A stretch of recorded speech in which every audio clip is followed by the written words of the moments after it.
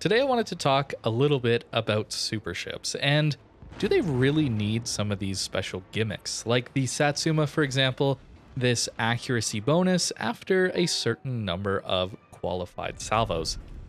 I don't really think so, but let me know what you think in the comments down below. I really do think that as superships come into the game and we get a few more, as you can see the Patrie, however that's pronounced, in testing there, the French super battleship. As we get more of them, it becomes more a situation where superships are simply tier 11. And what does a tier 11 ship really need to be tier 11? Well, if we're looking at other tier differences, generally you're going to be getting bigger guns, faster reload, better armor, more HP. All these things result in a tier increase. I really do think that most of these superships have that. They have the damage bonuses, they have more HP, they have more battle impact. And to me, that says they don't really need this extra bonus. Unfortunately, but that's what I believe.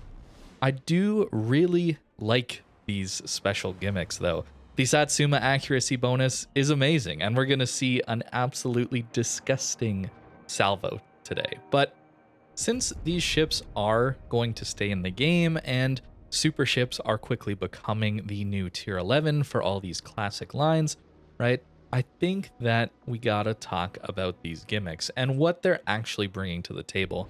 Are they just a little bit too much for the game? So hopefully Wargaming doesn't go out of their way to massively power creep some of the tier 10, tier 9 ships that are going to be facing these super ships, especially with their gimmicks. I think that the Hanover, for example, has a pretty interesting, cool gimmick that really isn't all that overpowered, since secondaries are of questionable benefit these days, especially as we get into higher tiers and the ranges increase. Satsuma's, on the other hand, is much more impactful. And of course, the two cruisers, the Conde and the Annapolis, have amazing burst fire special abilities, giving them the ability to essentially burst out a destroyer in a single salvo, or have a monstrous couple of salvos in the Conde's case, where it actually improves its HE pen to basically pen all this battleship and super cruiser armor. They're very good. They're very strong ships. I will say I have not been playing clan battles at all, so those of you who are interested in clan battles a little bit more, you're gonna have to let me know in the comments down below how these super ships have been affecting clan battles. Have you been enjoying that? Or is it just another reason that clan battles would be better off with a little bit more structure? Now, however, here it is. You've seen it in the thumbnail. This is the Iowa. Yeah, full HP, flat broadside to us at quite a distance away. And, well, of course, we all know Satsuma has an accuracy bonus, and if we get the right RNG with it, yeah, 70k in a single salvo. And it's not like the Satsuma is a inaccurate battleship.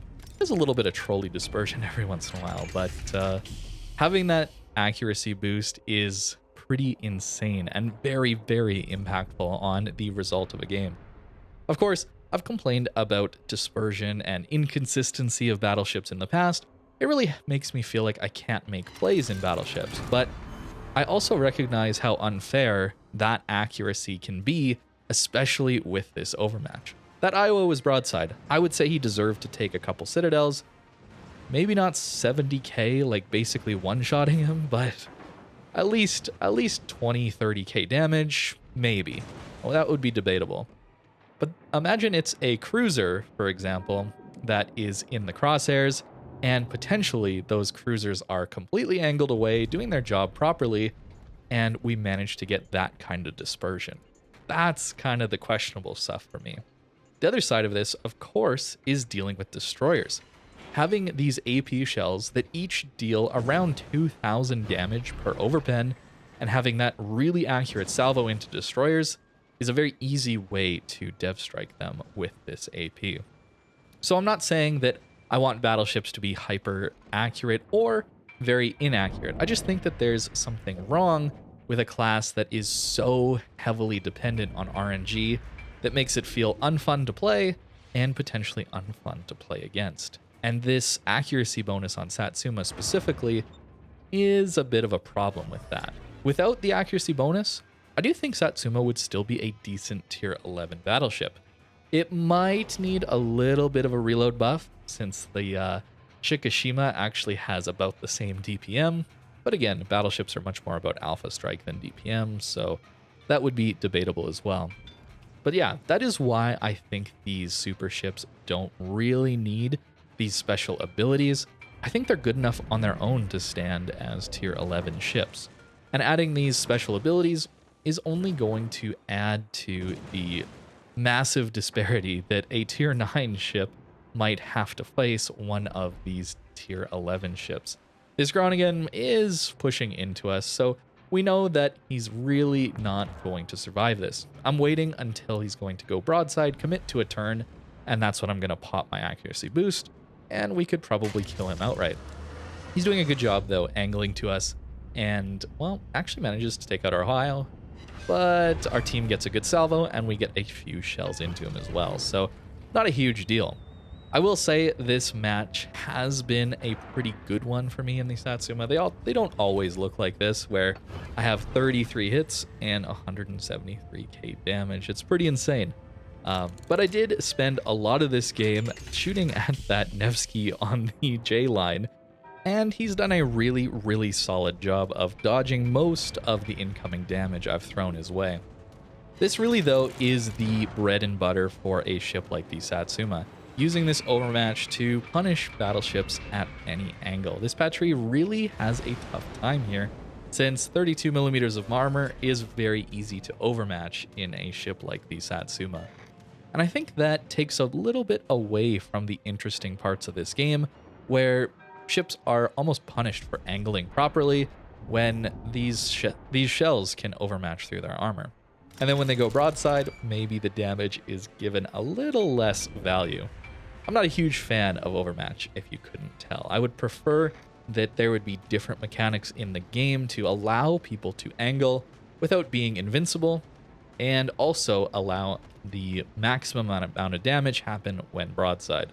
I really don't have a great solution here, but the Satsuma might not need this accuracy bonus, as we're picking up our 4th kill, and we'll be moving on to actually maybe getting a Kraken in the end of this game. 200k in a Kraken is pretty solid, but again, with these tier 11 ships, the HP pools have increased so much that the average damage that we should be expecting out of these ships should go up as well. To finish off this final Nevsky here, though, we're going to shoot a few times at him. Like I said, he's done a great job of dodging, and maybe there's been a little bit of RNG involved as well, but overall, it's been a pretty solid Satsuma game. And as I've played more of these super ships, I've really just come to this conclusion over time playing these ships and feeling like they're good enough without these special abilities. But again, I'd really want to know what you guys think in the comments down below. My perspective, of course, you know now. I want to hear what you guys have to say about these special abilities and what some of the future tier 11 super ships could look like, and if they really belong with special skills or if they're good enough without them. We pick up our Kraken. Unfortunately, Yamato activates right as the game ends. With the Kraken, we of course get an amazing reload buff, and we heal back some HP. Yamato is not a very easy commander to activate, but it's a really fun one when you can. Finishing a top score, pretty solid result. I really do enjoy the Satsuma, especially in random battles. Feels very, very strong. And of course, yeah, that poor Iowa, 8 shells, 70k, pretty nuts. As for the Satsuma build, I've really just gone with a standard battleship commander. This is going to work great all the way through the Japanese battleship line. We're going for fire prevention, concealment, and of course, emergency repair expert. We're also taking basic survivability, adrenaline rush. We definitely need improved grease the gears since these turrets turn very, very slowly. And since I'm never really using the HE on this ship, I've gone with emergency repair specialist. You could also run preventative maintenance, but yeah, gunfeeder is usually my #1 choice if I'm swapping ammo types. But since I'm not here, I really don't think that it's necessary. As for the equipment, again, pretty standard battleship build, as I think you've seen a lot of times already. I really do enjoy playing the Satsuma, but I don't think it needs the special accuracy gimmick to be considered a tier higher than the Yamato. I think the same goes for most of these super ships. They're very, very good ships in their own right, and probably don't need these gimmicks that admittedly aren't the most interesting to play against. It's very difficult to counter these gimmicks, and it means that there's just going to be more passive play. So again, let me know what you think in the comments down below. Thank you very much for watching, and I hope you have a great rest of your day.